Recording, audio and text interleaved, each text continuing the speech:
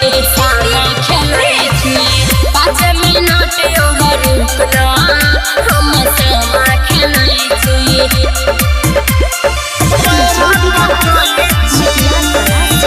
हम सामा खेलै छी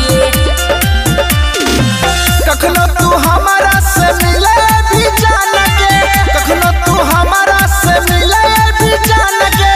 घोरल बैठ के हम पैरा तकई छी 5 मिनट और रुकना हम सामा खेलै छी 5 मिनट और रुकना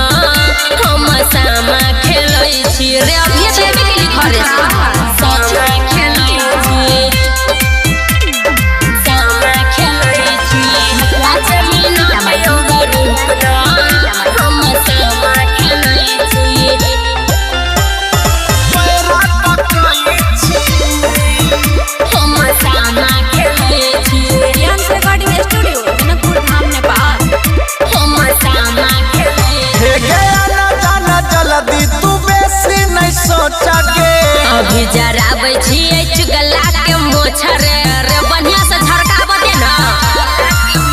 हे गया न जाना जल्दी तू बेसी नहीं सोचा के अभी जराबै छियै चुगला के मोछर मिले के छलौ नहीं त कैला बजैले मिले के छलौ नहीं त कैला बजैले कनिको नहीं हमर बात बुझै छी 5 मिनट और रुकना हम सामा खेलै छी 5 मिनट और रुकना हम सामा खेलै छी रे तनका श्यामा के काजल लगै छै सामा खेलै छी सामा खेलै छी 5 मिनट और रुकना हम सामा खेलै छी पैरा तकई छी हम सामा खेलै छी रियांस रिकॉर्डिंग स्टूडियो जनकपुर धाम नेपाल हम सामा खेलै हे गे कते देर से जान तू खेलै छी सामा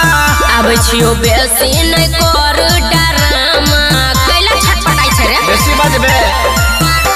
ये कते देर से जान तू खेलै छी सामा आबै छियो बेसी नै कर डरामा संतोष राज पवन पूरा भैया संतोष राज पवन पूरा भैया